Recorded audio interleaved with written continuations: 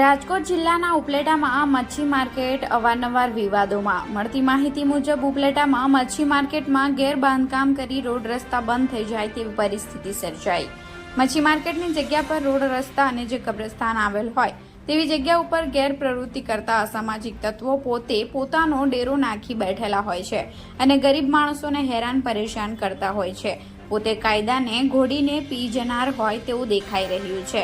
ખરેખર આ જગ્યા તેમના કોઈ માલિકીની ન હોવા છતાં પોતે ગેરપ્રવૃત્તિ અને પોતે પોતાની મનમાની ચલાવી રહ્યા છે.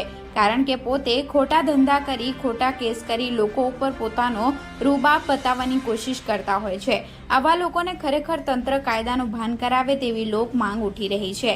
વહેલી તકે આ મચ્છી માર્કેટ રોડ ખુલ્લો કરવામાં આવે તેવી ત્યાંના લોકોની માંગ છે.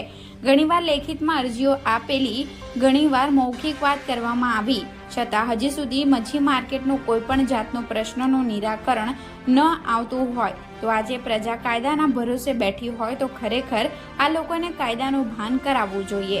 Reporter Raju Chauhan, Gujarat crime news, Upleta. Kareena Jumma Shaikh. હું ખારી મચ્છીનો ધંધો કરું છું. કેટલા વર્ષોથી કરો છો? હું એને 20 વર્ષથી કરું છું. તમને શું તકલીફ છે? અમને તકલીફ એમ છે કે આ ઘડી અમને ધમકી દે અને દબાવણી કરે છે. શું ધમકી આપે છે?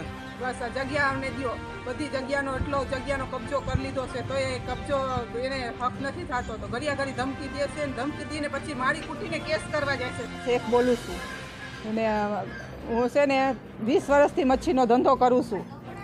મને છે ને ત્રાસ દે છે. હનીફ મહમદ શેખ ઘડી મારા ઉપર કેસ કરી નાખે છે ને 2 લાકડી મને પગમાં મારી, મોઢા ઉપર ઝાપટ મારી તો એ મને હક નથી કરવા દેતો. જગ્યા કોની છે? જગ્યા છે કબ્રસ્તાનની. એટલે માલિકીની છે કે નહીં? માલિકીની નથી. તેને વાહે પડી ગયો છે એટલે નથી કરવા દેતો. ઘડી કેસ કરે છે અમારા માથે. તો 3 કેસ કર્યા. કોણ કરે છે? હા, કોણ કરે છે? હનીફ મહમદ.